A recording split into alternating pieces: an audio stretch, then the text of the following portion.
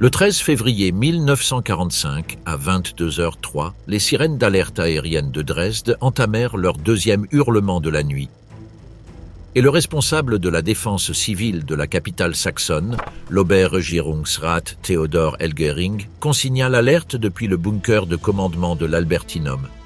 L'Elbe charriait une brume gelée qui s'accrochait au grès de la Brühlsche terrasse. L'Altmarkt sentait les chevaux des réfugiés et la fumée de bois des camps de marche improvisés qui avaient été installés sur la place ouverte depuis 3 semaines. Au-dessus de la vieille ville, la silhouette du dôme de la Frauenkirche se dressait, non éclairée, contre un ciel d'hiver clair. L'histoire que le monde d'après-guerre a héritée de cette nuit tient en une phrase. Un raid regrettable mais militairement justifié. Les couches de données que cette phrase omet ne sont pas obscures. Elles sont documentées, elles sont archivées, elles sont lisibles pour tout chercheur muni d'un ticket de salle de lecture depuis des décennies. La population de la ville avait grossi d'environ 200 000 réfugiés au-delà de son recensement de 1939 d'environ 630 000 habitants, des civils fuyant l'avance de janvier 1945 de l'armée rouge à travers la Silésie et la Prusse orientale. La plupart dormaient dans les halls de gare, dans les gymnases scolaires, dans les nefs d'églises et à ciel ouvert.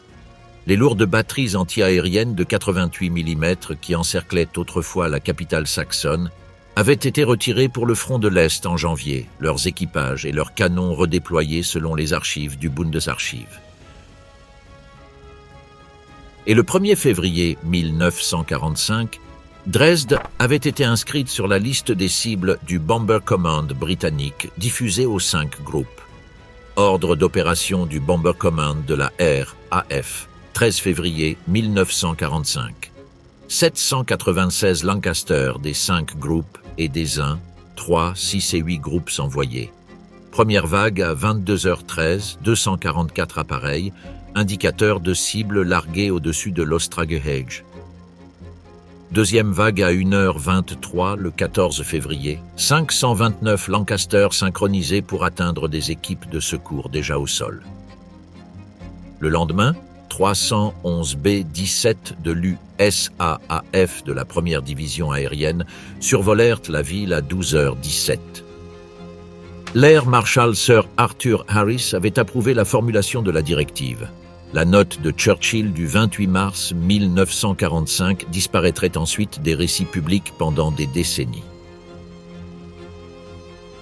Le Master Bomber, le groupe Captain Maurice Smith, ordonnerait par radio le déplacement du point de visée de la seconde vague et un jeune de 17 ans nommé Götz Bergander, abrité à la périphérie ouest de la ville, survivrait à un raid dont il passerait les 40 années suivantes à tenter de corriger le bilan des victimes face à un chiffre que le régime lui-même avait gonflé et que le monde d'après-guerre s'était contenté de laisser subsister. Dresde, la ville que la guerre n'avait pas encore touchée. À l'hiver 1945, Dresde était la plus grande ville du Reich allemand qui n'avait pas été bombardée. La Ruhr avait été pilonnée pendant 3 ans. Hambourg avait été incinéré en juillet 1943 lors de l'opération Gomorrhe. Berlin avait été frappé plus de 300 fois. Cologne, Essen, Mannheim, Kassel, Magdebourg, toutes gisaient en ruines industrielles au début de 1945. Mais Dresde, la capitale saxonne située à 51,05 degrés nord et 13,74 haies, se trouvait en dehors de l'arc habituel des opérations de bombardement lourd britanniques. Elle n'avait pas été une priorité.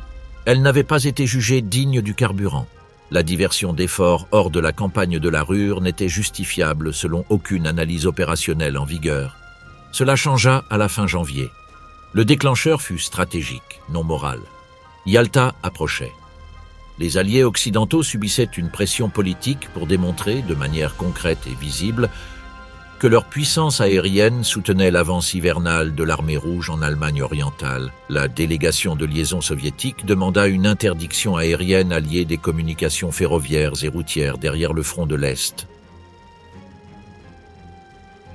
dans le corridor par lequel la Wehrmacht tentait de renforcer son front en train de s'effondrer. Les villes d'Allemagne orientale se trouvaient à cheval sur ces corridors. Le 26 janvier 1945, l'Air Chief Marshal Sir Charles Portal approuva la directive qui serait diffusée sous le nom opérationnel Thunderclap. Les cibles étaient les villes d'Allemagne orientale situées le long des corridors de réfugiés et ferroviaires. Berlin, Leipzig, Chemnitz, Dresde. Le texte de la directive est conservé au National Archives du Royaume-Uni sous les séries AIR-14 et AIR-20-AQ. Il est consultable depuis des décennies. La directive n'est pas enfouie, elle est archivée. Le dossier de cible du ministère de l'Air britannique de décembre 1944 avait déjà recensé l'inventaire industriel de Dresde.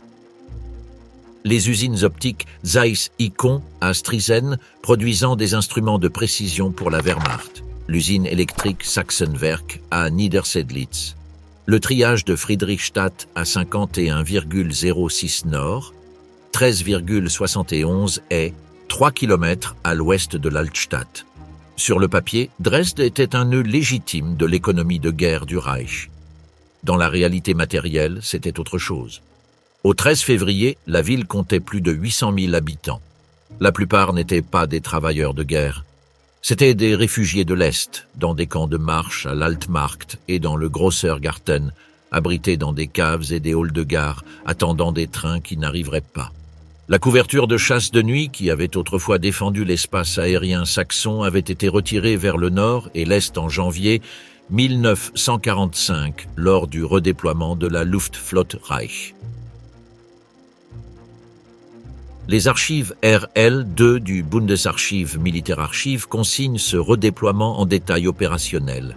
La DCA restante était légère, dispersée et en sous-effectif. À la deuxième semaine de février, la ville était, matériellement, un terminus de réfugiés sans défense. Rien de tout cela n'était inconnu des planificateurs. Le renseignement avait été compilé. Les résumés opérationnels avaient été lus. Les cartes des cibles avaient été imprimées à High Wycombe et distribuées aux états-majors de groupe. La cible avait été choisie. La directive avait été signée. Les équipages à Coningsby et Waddington avaient été informés à 14 heures dans l'après-midi du 13. À l'extérieur des salles de briefing, dans le crépuscule du Lincolnshire, les moteurs de la première vague étaient en cours de mise en chauffe contre le froid. Le carburant avait été chargé, les soutes à bombes avaient été fermées, l'ordre avait franchi tous les bureaux nécessaires. Il ne restait plus rien désormais entre la directive sur le papier et la ville sous la couverture nuageuse. Opération Thunderclap, l'ordre qui vida les aérodromes du Lincolnshire. Le 13 février 1945 à 17h30, les moteurs de 244 Lancaster commencèrent leur mise en régime sur des aérodromes à travers le Lincolnshire et le Yorkshire, Coningsby, Waddington, Skellingthorpe, Scampton, Bardney, Woodhall Spa. La première vague appartenait aux 5 groupes, la force d'élite de marquage à basse altitude commandée par l'Air Vice Marshal Sir Ralph Cochrane, le même groupe qui avait mené les raids contre les barrages de la Ruhr en mai 1943. Les chargements des appareils sont consignés dans le registre opérationnel du 5 groupes. Chaque Lancaster transportait une bombe explosive HC de 4000 livres, dite « Cookie », associée à des grappes de conteneurs incendiaires de 4 et 30 livres. Le ratio dans la force était d'environ 1 pour 2 en tonnage, explosif à incendiaire. L'explosif ouvrait les toits et brisait les fenêtres. Les incendiaires faisaient le reste. La trajectoire de vol traversait la mer du Nord à 4000 pieds, montait à 18 000 au-dessus de la côte belge, obliquait vers le sud au-dessus de la Ruhr comme feinte pour attirer les chasseurs de nuit allemands, puis virait brusquement vers l'est dans l'espace aérien saxon. La diversion fonctionna. Les contrôleurs d'interception à Dillon dirigèrent leurs chasseurs vers Bonn. Dresde, sur son propre couloir d'approche, resta sans opposition. À 22h03, la première sirène retentit dans la capitale saxonne. Elgering, dans le bunker de commandement de l'Albertinum, consigna l'alerte. La couverture nuageuse au-dessus de la cible était ouverte à 4/10. La Pathfinder Force, opérant en avant du flux principal, avait une vue dégagée sur la ville. À 22h13, les indicateurs de cible furent largués au-dessus du stade de l'Ostragehege, sur la courbe nord-ouest de l'Elbe. Fusée T1 rouge. Le point de visée n'était pas le triage de Friedrichstadt, à 3 km à l'ouest. C'était la vieille ville. Le Master Bomber, le groupe Captain Maurice Smith du 423 Squadron, transmit les instructions d'approche sur le canal de marquage. Les bombes de la première vague commencèrent à tomber à 22h14. Pendant 24 minutes, la ville fut attaquée. Puis, silence. Les appareils prirent le chemin du retour. Les équipes de secours de Dresde, renforcées par des unités venues de Berlin et de Prague déjà lancées vers le sud sur l'autoroute, commencèrent à se diriger vers l'Altstadt en flammes. Le rapport après action de la défense civile, conservé au Bundesarchiv, enregistre l'hypothèse qu'Elgering et son équipe firent durant ces heures. Le raid était terminé. Des équipes furent envoyées dans les rues. Des pompes furent positionnées le long des quais de l'Elbe. Des postes de secours furent ouverts à la Hauptbahnhof et à l'hôpital de Johannstadt. Des survivants sortirent des caves pour participer aux opérations de sauvetage. Des enfants furent sortis des cages d'escalier effondrées. La Hauptbahnhof elle-même, où des milliers de réfugiés des transports de l'Est s'abritaient sur les quais et dans le hall souterrain, devint l'un des plus grands foyers de victimes de la ville. 3h10 après le départ de la première vague, à 1h23 le 14 février, la seconde vague arriva. 529 Lancaster des 1, 3, 6 et 8 groups. L'intervalle délibéré entre les deux vagues avait été inscrit dans l'ordre opérationnel. Le rapport de raid nocturne numéro 836 du Bomber Command de la RAF enregistre le timing sans commentaire. Les équipes de secours étaient dans les rues. Les pompes fonctionnaient. Les postes de secours étaient pleins. Le marquage des Pathfinder pour la seconde vague se déplaça à l'est du point de visée initial, vers des quartiers où les incendies de la première vague créaient un courant ascendant thermique visible à haute altitude à 40 miles de distance. Le Master Bomber ordonna au flux principal de bombarder les bords de l'incendie existant. À 2h, la vieille ville avait franchi le seuil d'une série d'incendies pour devenir une seule tempête de feu.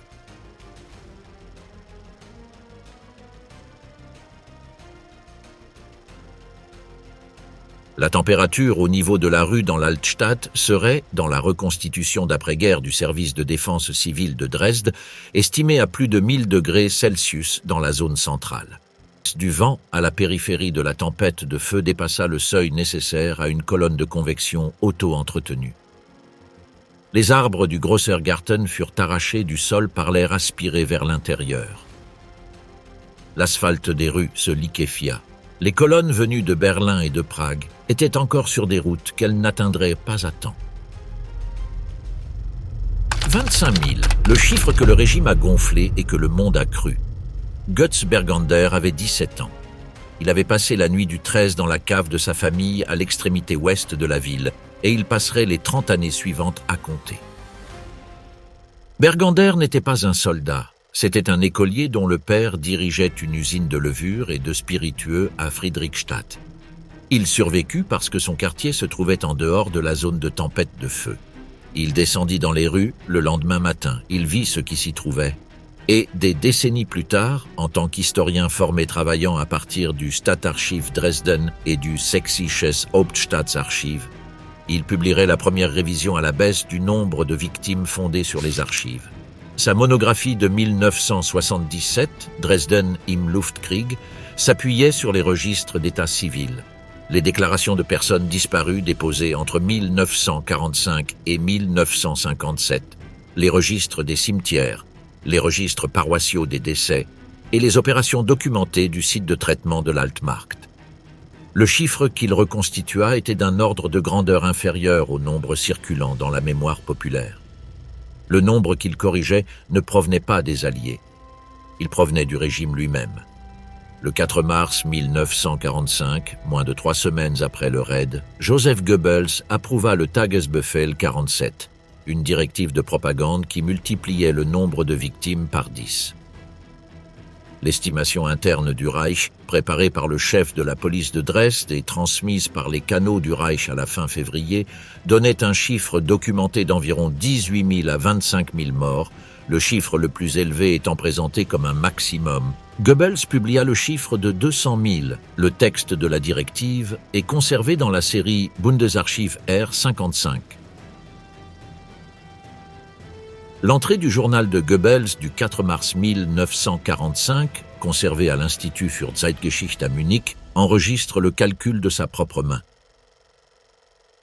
Le chiffre était une arme, conçue pour la presse neutre à Stockholm et à Genève. À la fin février, le nombre gonflé avait franchi la ligne de front. Il apparut dans les dépêches suédoises. Il fut repris en Suisse. Il entra dans l'environnement de la presse alliée sans chiffres contradictoires, car aucune autorité alliée n'était prête à publier l'estimation opérationnelle des pertes d'un raid encore débattu en interne à Londres.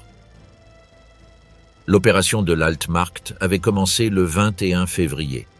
Conformément au protocole de défense civile en vigueur, les chiffres des victimes furent traités sur la place publique parce que les morgues, les églises et les crématoriums de la ville avaient été submergés. La procédure fut exécutée conformément aux ordres permanents de prévention du typhus sur des grilles ferroviaires assemblées par du personnel SS détaché à l'opération depuis l'administration du camp de Theresienstadt. Le Sächsische Hauptstaatsarchiv conserve la documentation. Elle est classée, elle est signée, elle enregistre ce que le régime appelait une mesure sanitaire et ce que les préparatifs des procès d'après-guerre appelleraient autrement.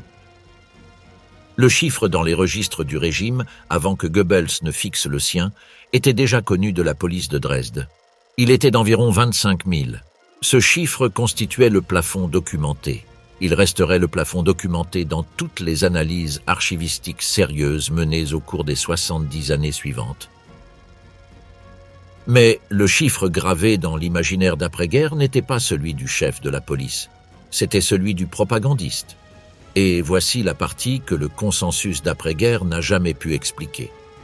La directive qui produisit le gonflement est lisible dans le Bundesarchiv depuis que les dossiers des ministères du Reich furent inventoriés par les autorités d'occupation alliées en 1945. Le chiffre interne du Reich de 25 000 se trouvait sur le bureau du chef de la police de Dresde avant que Goebbels ne le voie. Le trafic des agences de presse de Stockholm qui diffusa le chiffre gonflé dans la circulation occidentale fut enregistré et archivé par le ministère suédois des Affaires étrangères. Les câbles sont datés. Les correspondants sont nommés. Aucun de ces documents ne fut détruit lors du bombardement. Aucun ne fut détruit lors de l'inventaire d'après-guerre. La substitution du chiffre de propagande au chiffre de la police n'était pas une erreur administrative. C'était un atout politique, diffusé pour un public international et absorbé avant qu'un document contraire n'ait le temps de circuler. La conséquence de cette substitution n'avait pas encore été mesurée. Il faudrait 65 ans avant que la capitale saxonne elle-même ne commande le travail visant à la mesurer. Comment le chiffre a franchi la ligne de front et est devenu un instrument de la guerre froide? Le 4 mars 1945, Joseph Goebbels approuva le Tagesbefehl qui lui survivrait de 65 ans. Il ne survivrait pas au mois d'avril. L'homme disparaîtrait, le chiffre non.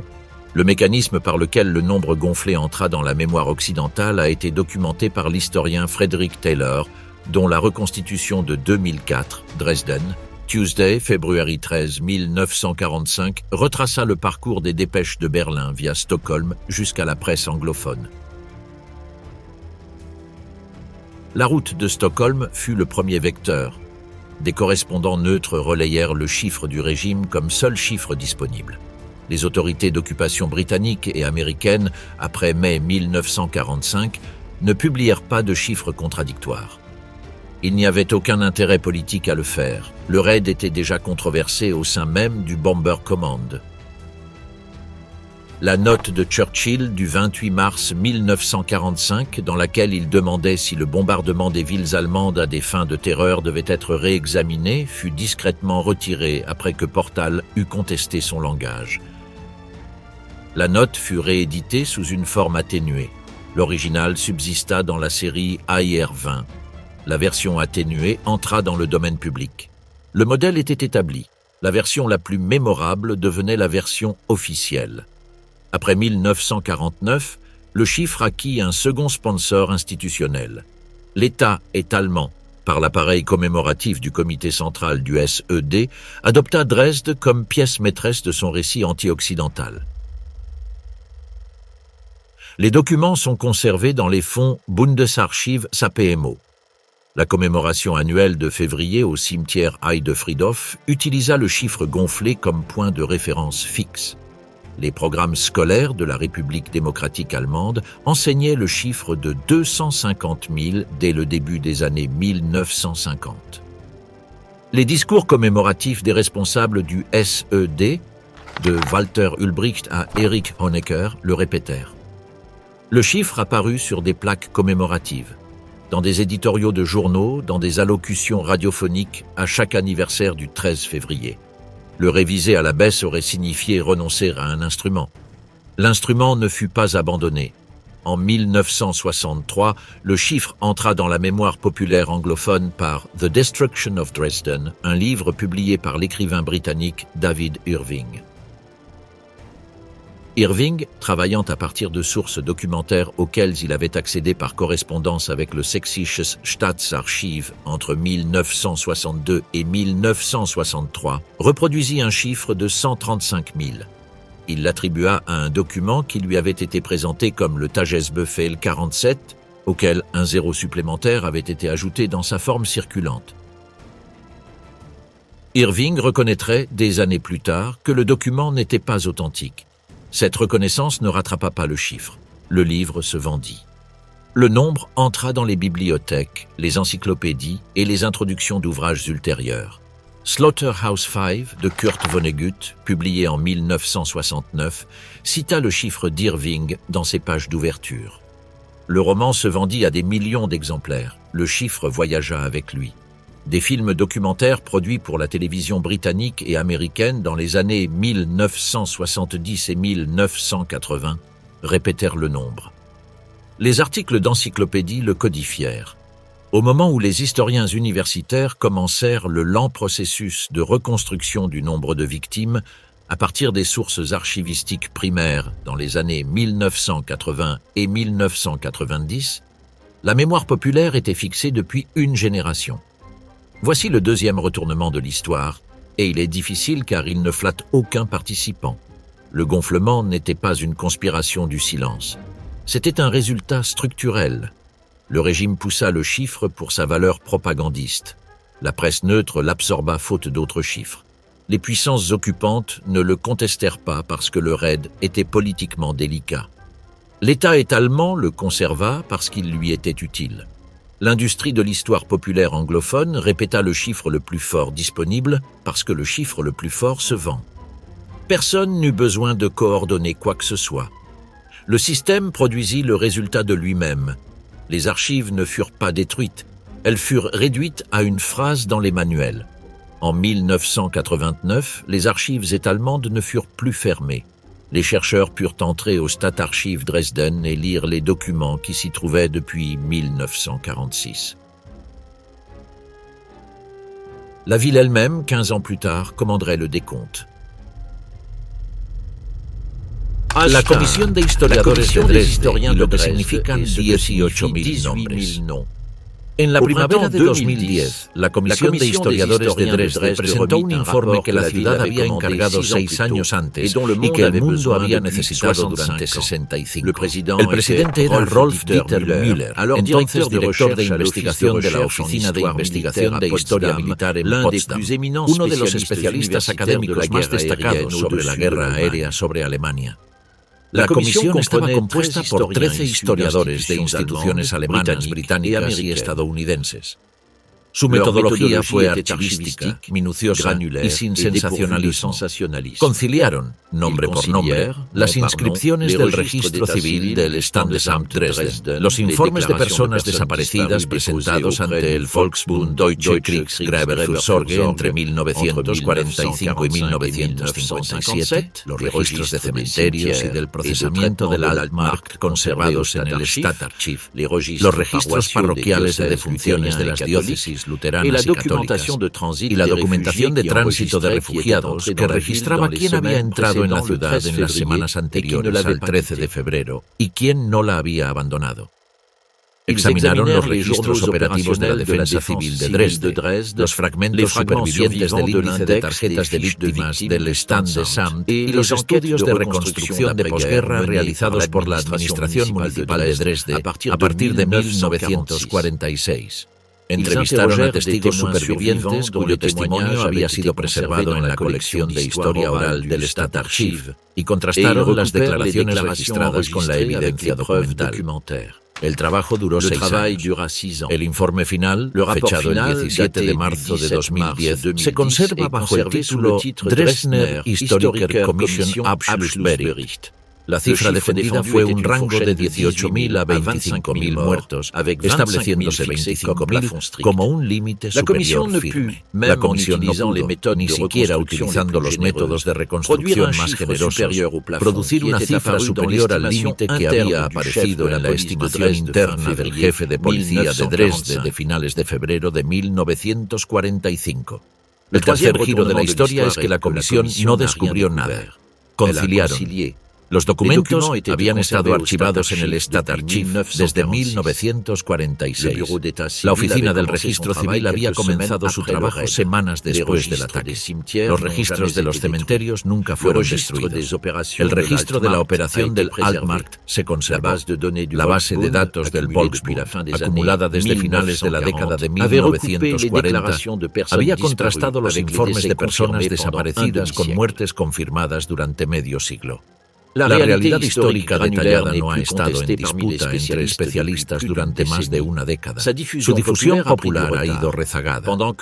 Mientras la comisión trabajaba, la Frauenkirche reconstruida se erguía en el Neumarkt como un proyecto de reconstrucción paralelo. La cúpula fue reconsegrada el 30 de octubre de 2005, tras 15 años de trabajo y más de 180 millones de euros de financiación pública y privada. La reconstrucción utilizó piedras originales catalogadas recuperadas de los escombros después de 1945, complementadas con material nuevo donde el original faltaba o estaba dañado más allá de su reparación. Cada piedra del conjunto catalogado había sido numerada, fotografiada y reinsertada en su posición original cuando era estructuralmente posible. El archivo de reconstrucción de la Frauenkirche Stiftung documenta el procedimiento piedra por piedra. De aproximadamente 3.800 piedras originales recuperadas, unas 3.500 fueron colocadas nuevamente en la estructura en sus posiciones originales documentadas. La cúpula que hoy se alza sobre el Neumarkt es, en su estructura portante, materialmente la misma cúpula que fue destruida en febrero de 1945. También es un edificio diferente, porque algunas de las piedras son nuevas. Ambas afirmaciones son ciertas al mismo tiempo. Ambas afirmaciones están documentadas. Götz Bergander murió en 2018 a la edad de 90 años. Había sobrevivido al régimen que produjo la cifra inflada durante 73 años, al sistema de la Guerra Fría que la preservó durante 27 años y a la publicación de su propia monografía durante 41 años. El número que había reconstruido en 1977 era, con ajustes menores en los márgenes, el mismo número que la comisión defendería en 2010. Había estado en lo correcto desde el principio. El historiador había contado. El propagandista había multiplicado. El archivo había conservado el recuento. El Stadtarchiv en la esquina de Elisabeth Boer Strasse conserva las tarjetas índice. Hay decenas de miles de ellas. Cada una contiene un nombre, una fecha, una dirección y una anotación del documento fuente que confirmó la entrada. Cada nombre está archivado en los registros que la comisión utilizó para establecer conocer el límite. Al atardecer de marzo, la cúpula de la Frauenkirche reconstruida capta la última luz sobre el Neumarkt, y la cifra de 25.000 se mantiene en el aire sobre la plaza como un límite documentado, ni reducido por una disculpa aliada, ni elevado por la propaganda del régimen, ni suavizado por la utilidad política de la Guerra Fría, ni inflado por la preferencia de la historia popular por el número más llamativo disponible. El diario de Víctor Klemperer, el profesor de lenguas romances que sobrevivió a la guerra en Dresde bajo la persecución del régimen, registra su entrada del 13 de febrero y los días que siguieron.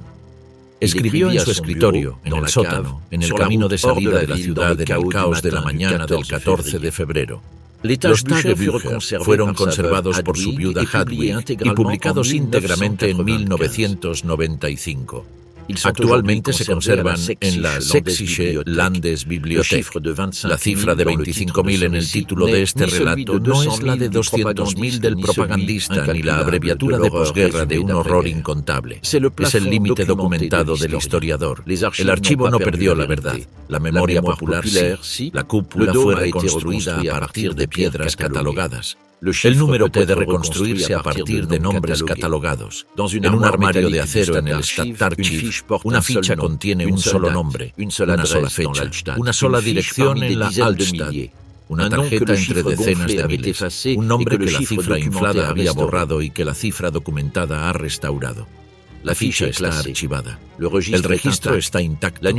La noche del 13 de febrero de 1945 sigue allí, hora por hora, en el orden en que el Goering la registró desde el búnker del Albertinum a las 22:03.